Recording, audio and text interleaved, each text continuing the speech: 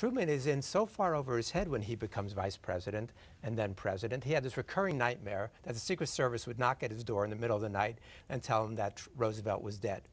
And that was because he knew that he was just not up to it. And so he becomes president on April 12, 1945, at a time when you're going to have to make the most monumental decisions in history at that point. And he is clearly not capable of doing that. He tells everybody he meets with for the first 2 weeks that this is a terrible mistake, that he's not big enough, that he's not smart enough, that somebody else should really become president. They told him he had to buck up and at least make believe he could be president, or else everybody's going to lose faith. And so he gets in there and he's got the opportunity to make a series of decisions, and unfortunately, he makes the wrong one in almost every case.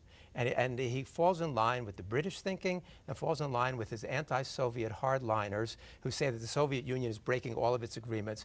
Many of the key people in his administration all were disagreeing with Truman during this time, as were many others in the top administrative positions. But Truman took this hard line that the Soviets were cheating and breaking their agreements, and he took us steadily down the path toward confrontation, which Roosevelt knew was not necessary. Another issue, we mentioned this last night on this program, and we get a chance to unpack it a little bit now, Japan, the bomb.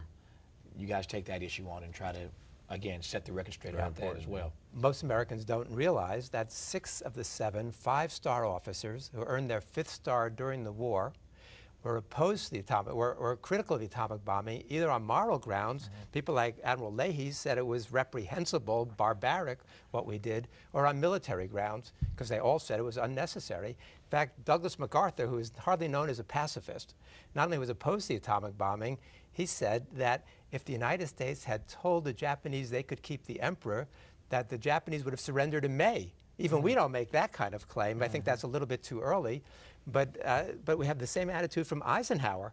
Eisenhower says that he learned when he was at Potsdam from Stimson that we were going to drop the bomb on the Japanese, and Eisenhower said he got depressed, and Stimson asked him why, and Eisenhower said, we don't need to do it. First of all, the Japanese are defeated and ready to surrender, and second of all, he said, I'd hate to see our country be the first to use such a weapon. So we have got Nimitz, we've got all these leading generals and admirals who are against it. And why were they against it? Because the Japanese were defeated and were looking to surrender. In fact, Truman himself refers to the intercepted July 18th cable as a telegram from the Jap emperor asking for peace. Truman knew this well. The bomb was dropped on Japan in a literal sense, but in a symbolic sense, it was dropped upon the Soviet Union, because they was giving a warning, because the Soviets knew better than anybody that the atomic bomb was absolutely unnecessary, because the Japanese were trying to get them, the Soviets, to intervene on their behalf to get better surrender terms. And so by dropping it, we were sending a message to the Soviet Union, you mess with us, and you're going to really be getting it.